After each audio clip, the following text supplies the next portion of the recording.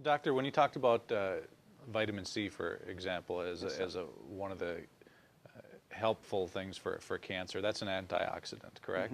Mhm. And then you say we need more oxygen. There's I think some people still are confused. Well, if there's an antioxidant and we need more oxygen, how do those two come together, and how do we find the balance? Yeah.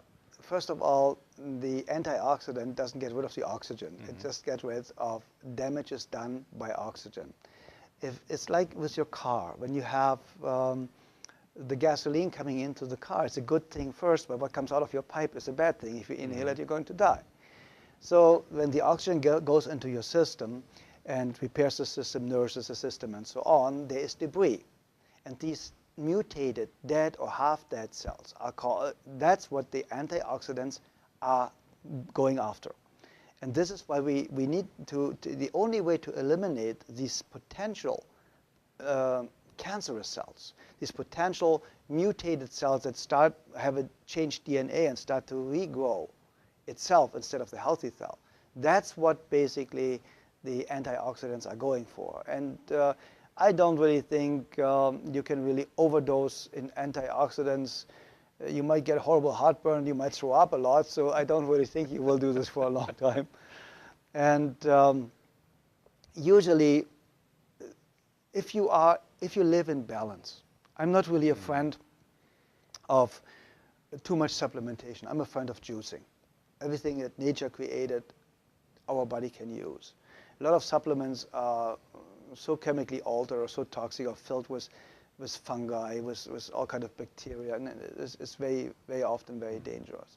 So if you juice, preferably organic, because of the pesticides and all these other elements, it is kind of like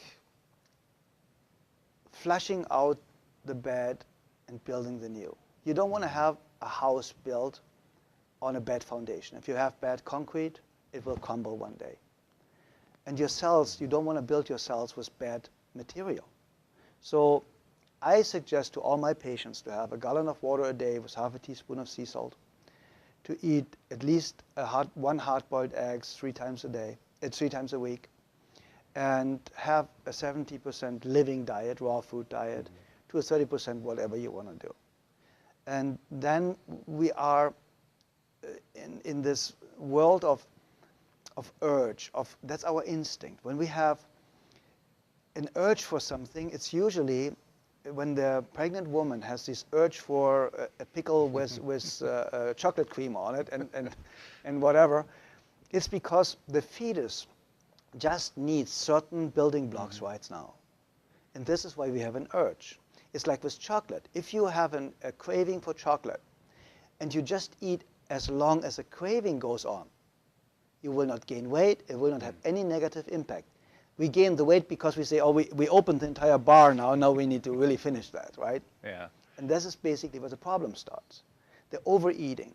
But when you have an instinct, a craving for something, it's good for you. You need it. We just need to relearn to know when it is enough, and we need to stop eating just because it's on the plate, and we have been trained to eat everything on the plate. We need to come back to ourselves, believe in ourselves again, feel ourselves again, allow ourselves to love us again. If you love yourself, you're a healthy person, because you will automatically come back to the instinct that leads you back to health. I do not really believe in any outside form. We are using tools for the patients because very often they're at a stage where the body is so broken down that it needs some physical help, some build-up material. But if the person is not in a state of danger of dying within the next couple of days, we do not really historically used any form of supplementation. We just really used the energy level of the person. We corrected eating habits and gave the person goals. Because a goal, if you have your own goal, not somebody else's goal that you try to fulfill, gives you hope, gives you motivation, gives you a reason for existence. And that's what we all need. We need a reason again. We need hope again. We need to believe in ourselves again. We need to create a family again. We need to stick together. Because in the olden days, Scott, we had the great-great-grandmother and the grandmother and the mother and the siblings and the little sister and the big brother and everything. So there was no stress, because whatever you needed, if you needed to cry on somebody's shoulders, you went to your great-grandmother. You know, they understand everything. And they just love you unconditionally. So you're fixed. Then you need a problem resolved, and you ask maybe your older brother or older sister. So that was all there, created by nature.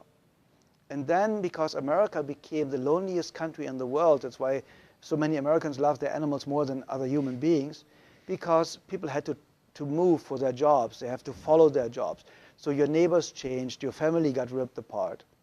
And that's when all this negative tendency started, that we do not have the break we need, the mental vacation we need, the love that we need from the inside out and from the outside in. Because unconditional love is something that a mother has for her child, and that's basically what we need to have for ourselves. If you don't love yourself, if you don't take yourself as important as you need to be, as the most important person in your life, how can you help your children? How can you help your spouse or your parents later if they need you? Because you cannot help somebody that sinks into quicksand by pulling the person out, by jumping after the person. You cannot jump after the person and then just think, I can pull you out. No, you have to have stable ground underneath your feet first, and then you can help the other person out of quicksand. So here is a main mistake. You are trained, we are all trained, to take care of others first, and that is absolutely wrong. It's what do they tell you at the airplanes in case of lack of oxygen or pressure? Mm-hmm. Take the care of oxygen yourself mask first. on yourself first. Mm-hmm. Because what good are you for your child laying on the floor gasping for air? Mm-hmm. So what good are you for anybody if you are weak, if you are sick? No. Make yourself strong and happy first. Make yourself successful first. And it's so easy for you to help every loved one then.